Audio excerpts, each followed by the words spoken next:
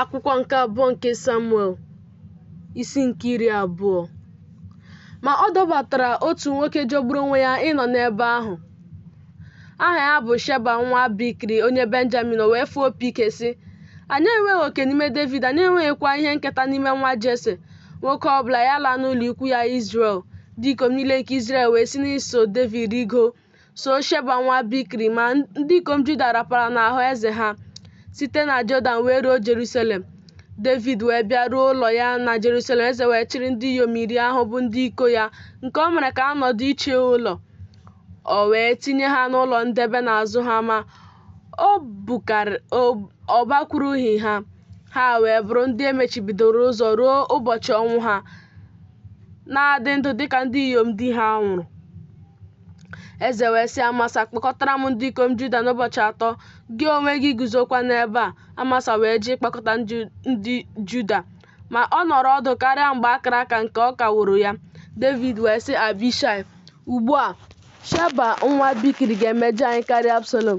Gị onwe gị tiri ndị ohu onye nwe gị chụọ ya n'azụ, ka o wee ghara ịchọtara onwe ya obodo ụfọdụ e wusiri ike wee napụta onwe ya n'anya anyị. Ndị ikom Juda wee soro ya pụọ, ha na ndị Keret na ndị Pelet na ndị dike niile. Ha wee si na Jerusalem pụọ ịchụ Sheba nwa Bikri n'azụ. Mgbe ndị ahụ nọ n'akụkụ nkume ukwu nke dị na Gibiọn, Amasa bịaruru n'ihu ha, ma e keworo Joab ihe okike, uwe mwụda ya ka o yikwasịrị. Ihe okike dịkwa n'elu ya, ya na mma agha ekekọtara n'ụkwụ ya na ọbọ ya. Ma mgbe Joab pụtara, mma agha wee dapụ. Joab wee sị Amasa, ọ bụ n'udo ka ị nọ nwanne m? Joab wee were aka nri ya jide Amasa n'afọ n'ịsụtụ ya ọnụ. Ma Amasa elezighị anya na mma agha nke dị n'aka Joab, wee were ya tie ya n'okpuru ọgịrịga nke 5, wụsị ngịrị afọ ya n'ala, ma o tighịkwa ya ọzọ wee nwụọ. Joab na Abishai bụ nwanne ya wee chọọ Sheba nwa Bikri n'azụ. Ma otu nwoke n'etiti ụmụ okorobịa Joab guzo n'akụkụ ya sị, onye ọbụla ihe Joab na-atọ ụtọ na onye ọbụla dịrị David ya so Joab n'azụ. Ma Amasa na-atụrụ n'ọbara n'etiti ụzọ atụliri atụli. Nwoke ahụ wee hụ na ndị Izrel niile guzoro, wee bupụ Amasa n'ụzọ atụliri atụli, chigharịa n'ọhịa, tụkwasị uwe n'elu ya.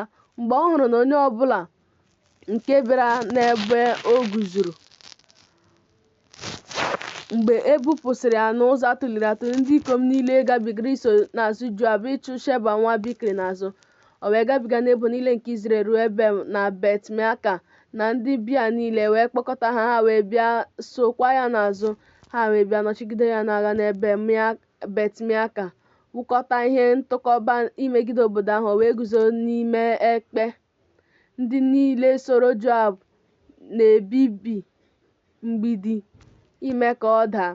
Otu nwaanyị nke maara ihe wee si n'obodo ahụ kpọọ oku sị, nụrụnụ biko, sinụ Joab bịaruo nso n'ebe a ka m gwa gị okwu. O wee bịaruo ya nso. Nwaanyị ahụ wee sị, gị onwe gị bụ Joab? Ọ sị, mụ onwe m bụ ya. Nwaanyị ahụ wee sị ya, nụrụ okwu niile nke ohu gị nwaanyị. Ọ sị, ana m anụ nnọọ. Nwaanyị ahụ wee kwuo sị, ha na-ekwu okwu na mbụ sị ha aghaghị ịjụ ese n'Ebel. Otu a ka ha kwuzukwara okwu. Mụ onwe m bụ otu onye n'ime ndị udo, ndị kwesịrị ntụkwasị obi n'Izrel. Gị onwe gị na-achọ ime ka otu obodo na otu nne n'Izrel nwụọ. N'ihi gịnị ka ị ga-eloda ihe nketa Jehova? Joab wee zaa sị, ya bụrụ m ihe arụ, ya bụrụ m ihe arụ. M gaghị eloda ma ọlị, m gaghị ebibikwa ma ọlị. Ọ bụghị otu a ka okwu a dị, kama otu nwoke nke sitere n'ugwu Ifrem, Sheba nwa Bikri bụ aha ya, o weliri aka ya imegide eze, bụ imegide David. Nyenụ m ya naanị ya ka m si n'obodo a laa. Nwaanyị ahụ wee sị Joab, lee, a ga-atụpụtara gị isi ya n'ime mgbidi. Nwaanyị ahụ wee bịakwute ndị obodo ahụ niile na amamihe ya. Ha wee bupụ isi Sheba nwa Bikri, tụpụrụ ya Joab. O wee fụọ opi ike. Ha wee si n'obodo ahụ gbasaa. Nwoke ọbụla ọ laa n'ụlọ ikwu ya. Joab wee lata na Jerusalem jekwuru eze.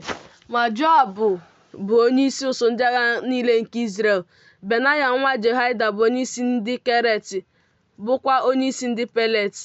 Adoram bụ onyeisi ụsụ ndị na-efe ofufe. Jehoshafat nwa Ahilud bụ onye ncheta. Sheva bụ odeakwụkwọ. Zedọk na Abiata bụ ndị nchụaja.